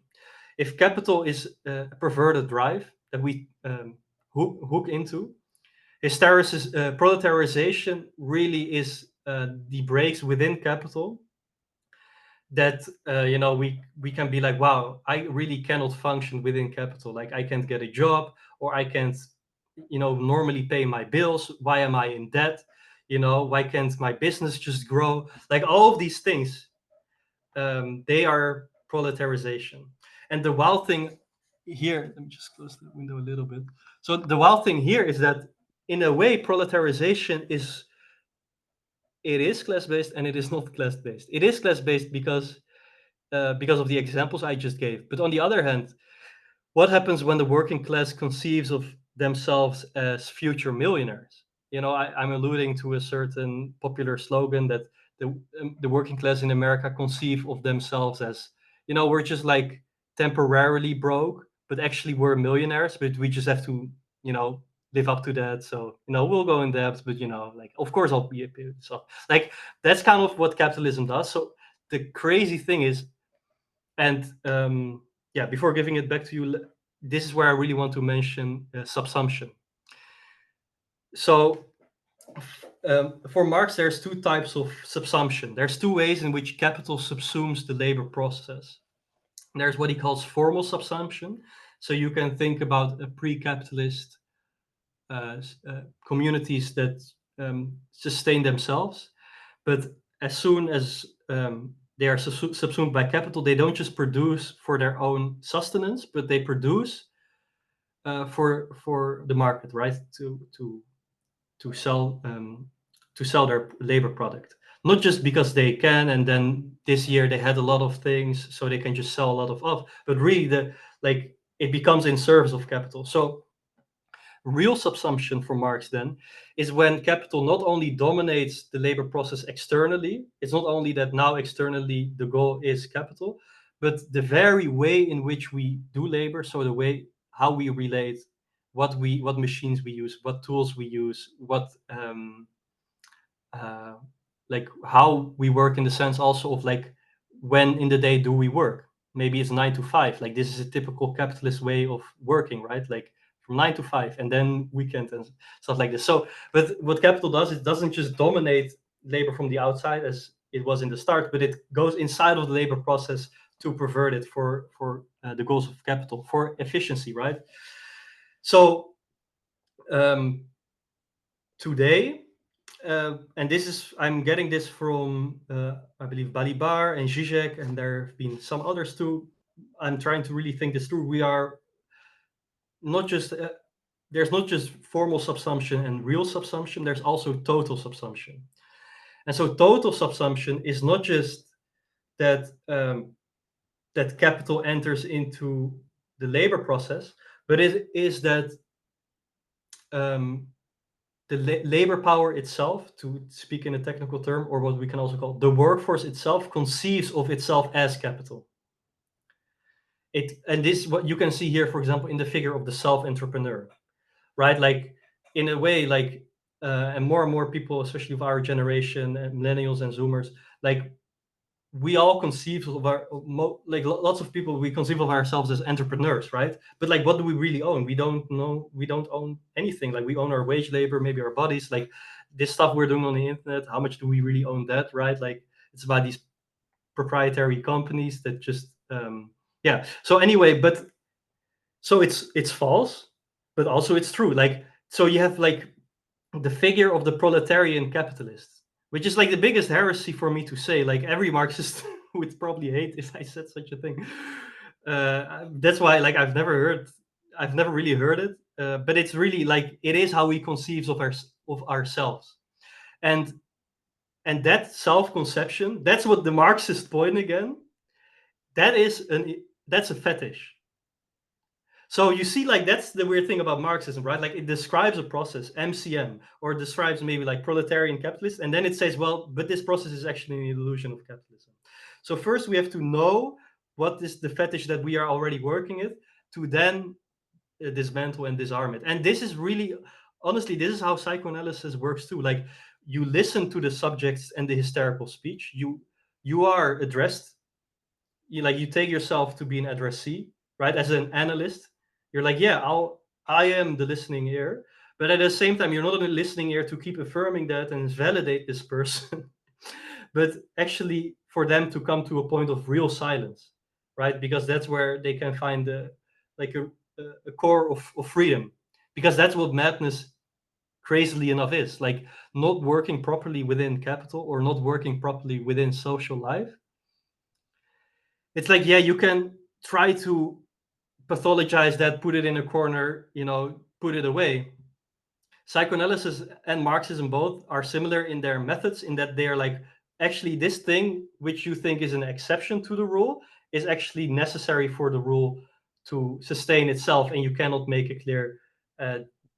make a clear cut distinction, because once you do this, it always becomes internalized, right? It always becomes, well, I have to be I have to be, like, in a way, self-critical. So yeah, proletarist subjectivity, it's an inevitable thing to capital, because of course, we're humans, we don't really function all that well all the time. We're not good enough in a way for capitalism. And so, I mean, isn't everyone kind of feeling that in a way? So um, yeah, to repeat, that's another thing. That's the last thing I want to add. Like, Lenin wrote this text, Ascending on a High Mountain, in which he says, we we communists, it's not like we're gonna, let's say, win state power, and then maybe there's a civil war, so we have to retract, but then we still have state power, so from that point we're going to keep going, and then maybe we have to retract again. So it's not just like we take 2 steps forward and maybe sometimes 1 step back. It's the Leninist approach, the Zizekian approach, is totally different. It's like, we take two steps forward and then we take 3 steps back. Right, like, and that's proletarization. That's really like um I've also called it the 0 point of the subject, right? The 0 point of the subject. So this is also, of course, echoing Zizek's book, uh, yeah, 0 point. Yeah. That was incredibly rich, incredibly helpful as well. Um, yeah, that segment of speech. This I'm just going to note a few things, just reflect back a bit. I just need the light coming from outside. I love this idea of madness as kind of not working within capital, Hmm. and then it makes me think immediately, like, there's some kind of project of liberating madness, like, um, because that not working very quickly pathologizes, and then, like, the not working forms this layer of it, in whichever direction, like maybe neurotic or maybe psychotic, but like the the it's me- it is itself a liberating thought to acknowledge that not working within the whole, not functioning within capital is madness, but that's not a bad it's not a bad thing. There's something to be reconciled with there, that that Yeah. that's okay. Um, and I've been reading Aristotle with an old professor, and I was having a really in South Africa we say cuck day, like a cuck day, a shit day. Is it Dutch? Is the same word in Dutch? I'm not Cuck. sure. Okay, that that doesn't matter. But he was just he was reassuring me that like to be not so well adjusted today is not necessarily like a bad thing. There's a reassurance that I'm just reiterating here. Yeah. This this piece that followed from the uh, Frankenstein and identity and how that plays out was reminding me as well of this piece that came out in Daniel Garner's presentation at Rosie Cross 2 about the function of appearing heretical. That there is Oh this yes. Yeah. Exactly. that it's a and that functions in all identities. So that gives me some uh, triangulating between what you've just said and Daniel's work. I recognize that I'm trying to articulate um, like a pervert's guide to being Christian is something like the like a guide to appearing heretical within an identity, within the Christian identity specifically. Because I think each identity will have its specifics or like particularities that are uh, unique to it. And there's this psychoanalytic work, and I really love the bridge that you built there in terms of the Marxist critique or Marxist theory, that there is this conceptual work, this theoretical work that is done, that you recognize the process, you know the process, and once you've seen it, that kind of that backwardly metabolizes, or it falls back into a recognition, or maybe you're able to see the ways in which you're embedded in the perpetuation of that same process. That now you have some manner towards insights or some way of identifying or some way of speaking about, and I think it's like a valuable place to um, remember and to express that like often that working out happens in speech, or like that act of metabolism. I've taken in this theory. I'm recognizing this process. I'm helped by this article that is posted on Substack, and then this process of seeing hazily, then seeing a bit more clearly, and then coming to speech about it with the other, expressing it. I mean, um, it seems to like I don't.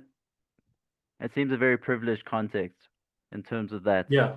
and what's included in that is that very act is this mediation or the creation of a kind of social substance between the people whom share speech. And so like this that speech that is singularizes or um, subjectivizes,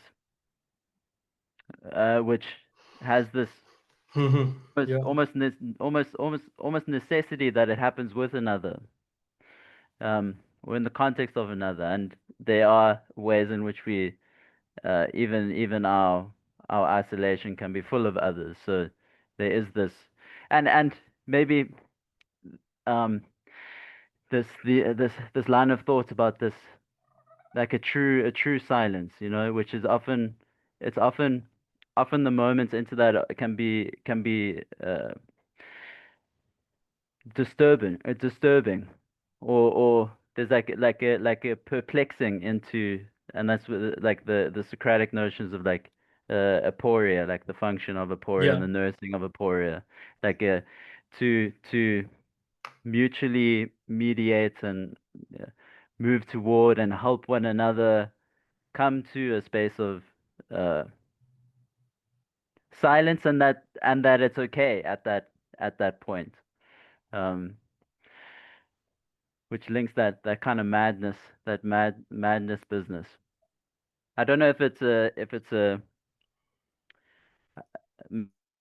maybe just adding to the Frankenstein image, like the I saw a thing, the Grateful Dead, that American American band.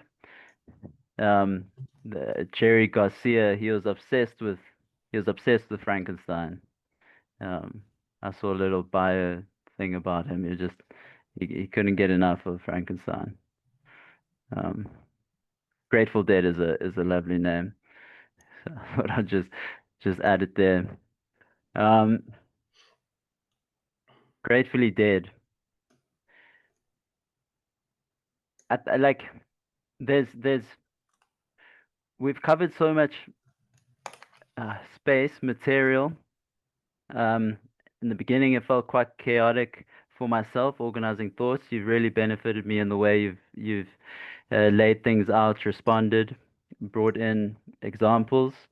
Um, it means that I can return to your article again in a new way. And for me, it's this work of, I guess, entering the Marxist critique or thinking more clearly about economic processes, which I'm kind of slowly making my way with. Um, I really appreciate that you made yourself available to this format of speech, and over and above the 6 7 year process, or was like since encountering Zizek, you were recalling, that this has been Yeah, formulating. yeah, Um, I mean, thank you for that work. Um, the I'm I'm all out of questions in that sense. I'm happy to uh go in whatever direction you want to bring up, or if you want to move towards concluding, or anything else you want to conclude. And really, like there is space here. Um, my lack of question isn't a it doesn't need to be a close. Is there anything you want to include? Reflect back on. Um, yeah, yeah. So, um, yeah, I mean, yeah, thanks again. I appreciate you taking interest in my article. Uh, I can say that I've been in leftist, communist activism. I've also gone out of that to go to a more psychoanalytical, also spiritual, also religious type frameworks, of course, philosophy. And yeah, I think, there is, you said there's, you always need someone there to speak, right? And I'm reminded by this thing that Lacan says. Uh, he says there in French, it sounds way better, but I can't speak French, but I know when I read it how it works. But it's like there is something of a one, and that's also how I think about writing. So you can ask the question: what's the audience for whom I'm writing? What's the public? What's the audience? I have no idea. My assumption is that there is something of a one. Like, it's not that nobody will care, but it's also not that I want to have a certain demarcated crowd to which I'm writing. I'm not writing it to communists. I'm also writing it to, not to socialists. I'm not writing it to liberal. Like, in a way, I don't even know who I'm writing it, but I'm writing it. I'm also not writing it to myself. That's also not what I'm doing. I am externalizing myself. Like, I am, in a way, of course, I'm writing to with the response to Cadell, of course, I'm writing partly to him, and partly I'm also writing to others, right? Small others in the Lacanian terminology. But I'm also writing in a way not to the big other, as in a set audience, as in I'm writing for these are the type of people, but I'm writing to the something of a one. There's something that I am not sure to who am I writing it, but I am writing it to them in that direction. And I think the analyst, yeah, I don't know, like, isn't that also like the thought process itself and speech itself? I remember that when I was in communist and leftist activism, I was very insecure of the ideas that I had, and I didn't feel like they were properly addressed with theory. And a lot of people there were satisfied with it not being addressed in theory, but I was, I guess you could say, proletarized. I was hysterical about it. Like, I was like, I need to really think this through. It's like the big cause with the capital C. So, but there was not a space to speak this. there was not a space to speak this. There was attempts by me, and I eventually I left that, and I was uh, scapegoated too by some people who were there. I wouldn't say I was cancelled because it was quite insignificant in a way, but I was surprised by like, wow, I thought communist people, I thought they were gonna be open that I'm just going to exit their organization and I'm just not going to associate. Uh, I'm not going to associate myself with communism in the way that they prescribe themselves to. Because I wasn't rejecting communism necessarily, but no, like it was too much. It was too much. It was like they couldn't that gap. They had no interest in like just wanted to squelch that voice, the voice of silence, right? Like they wanted to squelch that voice, like so. It yeah, and so I think for a long time I didn't feel like there was a place for that voice at all. And I feel like this article is kind of an explosion because I started writing it, and I was never meant. I didn't. I just wanted to write the response to Cadel's new book, and it was. I wanted to write. I wanted just to write a small article, but then everything exploded, and the floodgates were opened, and I had no idea how much there was actually there already in me and latently wanting to be said, like wanting to be spoken, wanted to be thought, and wanted to be expressed. So yeah, I accepted this. Also, with the advice of Cadell, he told me, be patient. You don't have to publish it now. Just like, let it sit for longer. And that was helpful because I was in a certain mania in a way. Like I went through quite a lot writing this article, also like negative, right? Like also things that I'm like, oh my God, what am I saying here? Really terrifying myself. Yeah, it's or surprising myself or laughing, like laughing at what I've written. But yeah, I think that's a place that I want to write from. From that like hysterical madness, but not staying in a way like staying with that hysterical madness, but like um, I yeah, like really like knowing that that is not all to another to like echo what I've tried to put in my article, and like absolute capitalism, the fact that capitalism has engulfed everything, that's actually what makes it so unbalanced. And that's actually where we can see today, we can already see post-capitalism. Varoufakis, for example, would argue that we're already in techno-feudalism, right? So it's not that we are gonna go there and we see glimpses of it. It's also like we are looking at our situation. It's like, oh damn, we've already undergone this shit, right? So and then again, that's not a set difference, right? Is it absolute capitalism or is it techno feudalism? For me, absolute capitalism is that imbalance that really pushes us to that type of questioning. Yeah, like, and here I'm also trying to echo what Zizek is saying, that capitalism as we know it today is changing. Capitalism as we know it today is changing. So yeah, and talking about something like the war or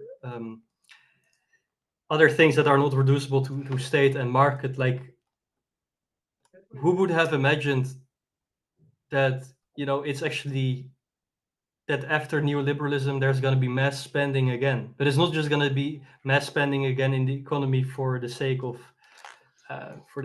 like emboldening the social safety nets or something, but it's going to be for war, right? That's the new NATO policy. It's like you got to have 5%, even though NATO has by far the biggest military organization in the world already in human history. We'll spend more. We'll spend more into this. So um, yeah, that's quite scary, But that's our default trajectory. It's not an exceptional. It's like it's our default trajectory. We are headed towards war, and that's very hysterical to say, but that's like the hysteria we kind of need to avert ourselves, right? Or like pull the brakes on history to prevent the war. And Mao Zedong said that war or not, communism is on the horizon. Like in the 20th century, the idea was that either we'll have a revolution to stop the war, or we'll have a war, but then we'll have a revolution, that will also go along our interests. But it seems like today it's harder and harder to make that point, because if we'll have a war, like will really a revolution come from it? So in a way, we need a revolution before the war, and of course that's impossible.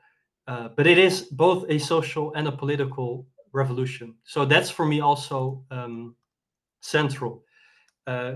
Communists in the past and contemporary communists, leftists, like to tend to separating the social and the political. Weirdly enough, again, it's kind of perverted, but it happens. And they conceive of the social revolution as coming after the political revolution. Communization is really the idea that no, communist production is the means and the end.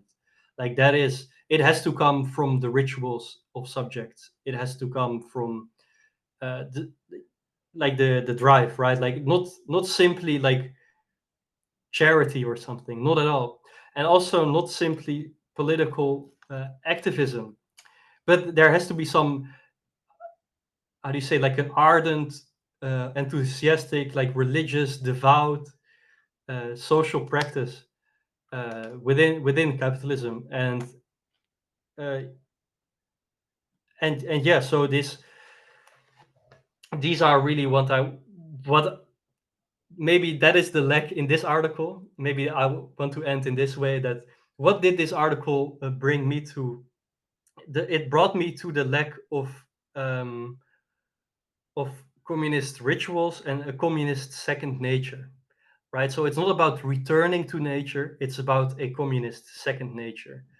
And this year, I'm echoing Hegel's idea of how we do of the ethical system, right? Like marriage, for example, is not something natural, or the state or the civil society. These are not natural givens; they're second natures, right? So they function and they're kind of but they're not natural at all. It's like, in a way, like it's contingent decisions which lie at the ground of those. So yeah, communist rituals and communist second nature within capitalism, within absolute capitalism. What does that mean? Can we think that? And this also pushes me back to think the role of religion again, and especially how does emancipatory politics and religion, how do they relate? So yeah, with that all said, yeah, thanks again for inviting me. This has been great. No, it's been real. The this um I'm glad you brought revolution up, and we've implied it, but we didn't. Uh, it's it's a space, I guess. Um, this the what you just expressed now just weaved so well this singular embeddedness and your singular enactment, and I mean, in the speech, like it was just going between the singular and the um as I'll say universal, meaning like the historical reference, the global movement reference, like that weaving of the singular and the global reference, as you're speaking, as you're expressing this like labor that you're undertaking. It's like, what am I doing? Like, why like it's hard to think about that, the space that you're in when you're writing, and like, who am I writing for, or why? Like, why even? And because it's so quick to be like, if I can't even think about then why would I? Like that nature of motivation to repeat is, um, we've touched this, like the maddening aspect of that, potentially, because it's structurally mad. It doesn't have a place yet. And I mean, this is like, I think, where I was thinking of Peter Rawlins as well as you were speaking now, because it's kind of in that image of faith and hope that surfaced a bit earlier, like this manner of engagement. Maybe it's like a flavor of what you're speaking to about in a kind of devotion. and a repetition, like Cadell speaks about getting that the religious ecstatic enthusiasm and the daily repetition in a correct configuration, or at least in a sustainable configuration. But like you can say that, but like it's maddening, and enthusiasm is enthusiasm, and ecstasy is incredibly um, alluring. Um, I appreciate bringing that you brought in those pieces about the personal experience of scapegoating, and you like referenced it to the idea that it wasn't and maybe not on a world stage. I don't know how much effect that has to the pain of the process, like to the pain of being scapegoated, and what you're gesturing towards there, which kind of rooted rooted the sharing in terms of like there just wasn't a space for the voice, or like a voice that is speaking a silence via articulating a question, or via like hystericizing a context, via saying like, wait, like what are we actually saying here, or think about this, or um, these are all. I mean, the word on my mind is that's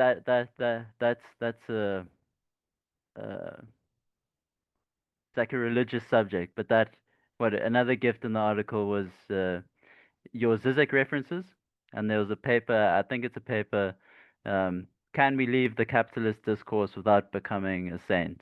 I think was the question. The question of the paper. It might have been inclusive of this consideration of the master, the need for a master, or those two different contexts. I think. Um, but mad saint. Um, yeah. Dimitri, it's been lovely to host you on this holy cow.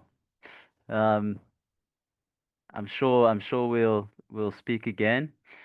Um, Thank you for this work that you've put out. I mean, I just recommend again to anybody who's listened along. Hello to you. Really recommend reading it. Um, Looking forward to the little digestion, or the little remainder that produces the next uh, outpouring. We should outpouring is more poetic, right? More like diuretic. Well, on that shit note, I think I think we can leave it there. I'll see you soon, and go well, Dimitri.